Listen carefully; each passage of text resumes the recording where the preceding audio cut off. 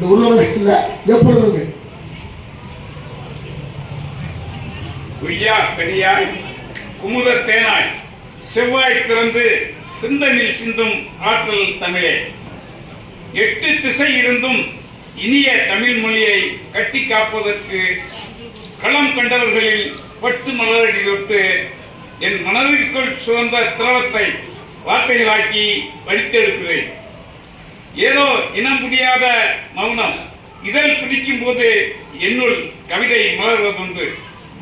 வடிகள் மெல்ல வருடும் போதும் வார்த்தைகளை என்னுள் திருடும் போதும் என் கற்பனையில் நனைந்த காகிதங்களை யதார்த்த நிலையிலேயே எப்போதும் உலர்த்துகிறேன். கனவுகள் சத்தமிட யதார்த்தம் முத்தமிட வார்த்தை ஜாலங்களில் உறைந்த சொற்களின் வெட்கம் எனக்கு வரம்தான். என்னுள் விதை வேறுகின்ற என்னுள் விதை கவிதை வேறுகின்ற உரமாய் நின்ற இனியவர்களின் பாராட்டுகளுக்கும் ஒத்துழைப்புக்கும் நன்றி. புத்தகங்கள் என்ன சிறகை விடுத்துவிட்டு சில புத்தகங்கள் இனித்து பேசும். பல புத்தகங்கள் இயற்கை அழகை கொஞ்சம் வன்மையான் உலகிற்கு வழிகாட்டும். புத்தகங்கள் சிந்தனையை தூண்டி சுயநலத்தை வெளிப்படுத்த வைப்பது புத்தகம்தான். அதில் துயரத்தின் வாசனையும் வரும், அவை கண்ணீர் சிந்தவும் வைக்கும். காதல் கவிதையும் சொல்லும், மகிழ்ச்சி பிரவாகத்தை ஊட்டெடுக்கவும் வைக்கும். நேற்றைய நினைவுகளை அசைகொள்ளவும் வைக்கும். வலிகளை வசப்படுத்தி உணர வைக்கும். கற்பனை குதிரையை பிறக்க வைக்கும். புத்தகங்கள் தெளிவற்ற மனதுக்கு ஞானத்தை கொடுக்கும்.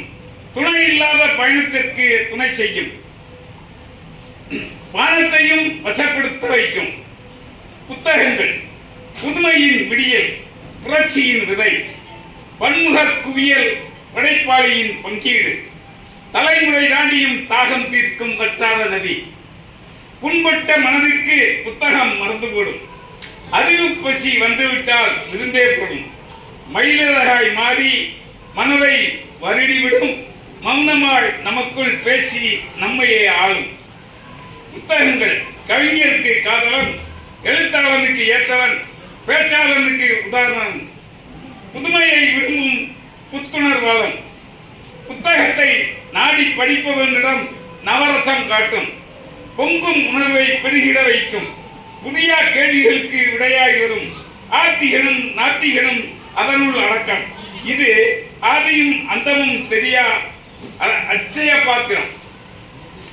இந்த புத்தகம் மந்திரத்தையும் சாதனைகளையும் சம்பவங்களையும் வரலாற்றையும் வாழ்க்கையையும் இன்னும் பலவற்றையும் ஒரு சேர எடுத்து கூறும் ஈடில்லா அறிவின் புத்தகம். கற்றுத்தருவதில் கலங்கரை விளக்கம், காலப்பதிவின் கண்கவர் அடையாளம். மூடி இருக்கும் உணவு வயிற்று பசியை தீர்ப்பது போல மூடி கிடக்கும் புத்தகமும் அறிவிப்பூசிக்கு அன்னமாகும். இறைவனுக்கும் புத்தகத்திற்கும் ஒரே ஒரு வேறுபாடுதான். இறைவனை உணர்ந்து படிக்க வேண்டும், புத்தகத்தை படித்து உணர வேண்டும். அழியும் வாழ்வில் அழியா சுவடுகள். புத்தகங்களை படியுங்கள், மனம் அமைதி பெறும். புத்தகங்களை நண்பராக்குங்கள், சிந்தனை சிறகடிக்கும். புத்தகங்களோடு வாழுங்கள், அறிவு பயன்படும். புத்தகங்களையே வாசியுங்கள், அதையே சுவாசியுங்கள். உங்கள் தேடல் இனிக்கும். நன்றி, வணக்கம்.